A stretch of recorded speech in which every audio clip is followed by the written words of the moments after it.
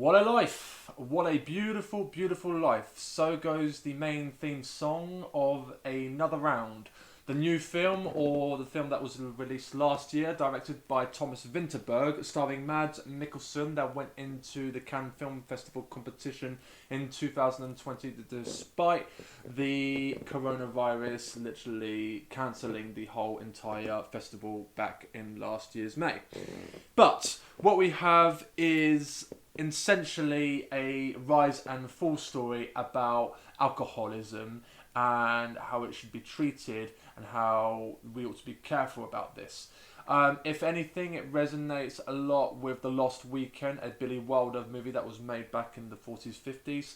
But basically, the plot tells about four middle-aged teachers who are going through some kind of depressing midlife crisis, and what they have a discussion over a dinner round table, and one mentions the philosophy out of, I think it was possibly a Danish philosopher. I cannot recall his name, but he mentions about if you take a certain quantity of alcohol, particularly in wine or vodka, if you have 2%, because humans were born with a little bit of alcohol in their system to be full-fledged in the state of flow, then you're going to find true happiness as a form of actual presence rather than being depressed, according to this philosopher.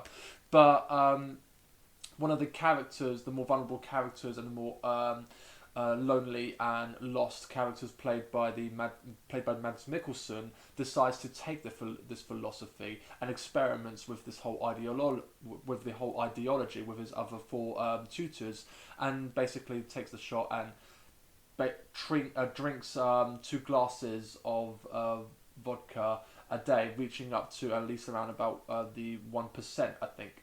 1% of alcohol in the system, in order to be much more energetic, happier, and in a state of flow to find a sense of fulfilling happiness. Because he believes that his midlife crisis is really depressing, and ultimately what happens is that he ends up finding a form of rise. But of course, since it is the topic is all about addiction and problem alcohol, obviously in the same way as it does with drugs, it goes wrong. So what happens is that, of course, the characters decide to push this addiction even the state of flow even further with the alcohol, by then consuming the whole absinthe thing and then taking shot for shot even further and further, and ultimately it goes south.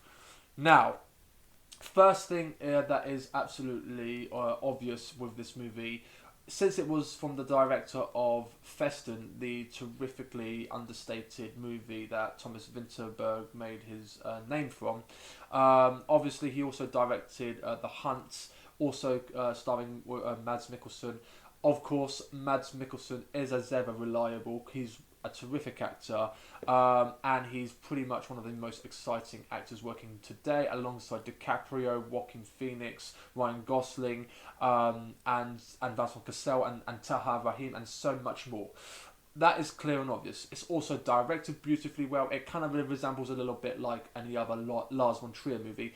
But of course, Vinterberg and von Trier created the infamous Dogma 95 movement, and so it's pretty much the film is shot in that same retrospect. A little bit like Lars von Trier's later movies, such as The House That Jack Built, Nymphomaniac, and even it kind of resembles the film like The Hunt. So it's all shot in mostly handheld, realistic footage.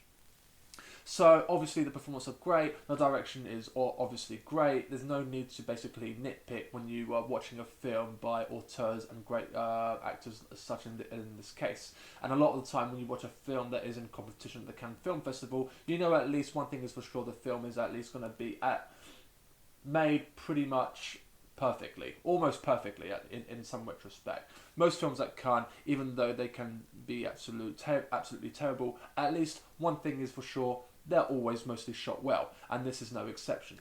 So, the film, basically, in a strange way, just like Goodfellas and Boogie Nights in that regard, although not in the same energetic context in the way Scorsese shot his film or Paul Thomas Anderson shot his movie Boogie Nights, it glamorizes alcohol more than actually dictates it in a strange way, because I felt the way the whole high was actually more interesting and more engaging and more energetic and more immersive, and more detail oriented rather than its actual fall.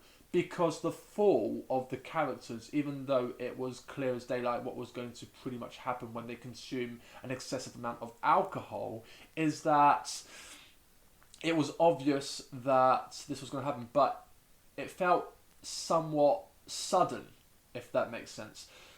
They're married to obviously wives and they have kids, but it probably passages through time. It goes through time without even telling us that 2 years or 3 years have gone by. But the wives somewhat overreact a little bit to their alcoholism, and I guess that is somewhat relatable. And also, the students that these teachers teach are basically a bunch of twats. They are. And that could also be seen as relatable to some sense. But these were the things that were blocking me to really put this as an all-star classic. But what I can tell you that it's an absolute plus, aside from its filmmaking technique and the soundtrack is great, by the way, including the theme song of What a Life, and of course Mads Mikkelsen's great performance, is the simple fact that the whole high with the alcohol, the amount of what they consume, especially with the wine and so forth, is much more engaging and entertaining than the second half of the movie, which is a little bit cut shorter in comparison. But ultimately, I think Another Round is a very relatable movie. I think it's a very interesting film. It's a very thought-provoking film to be exact. And of course, it is a film that I really recommend that you see because it has something to say about the cultural state of how we live. So there you go. Overall, I give this movie a 4 out of 5, and I hope that you enjoyed my video. Please put a like, please do subscribe, and there you go. Au revoir, arrivederci, ciao.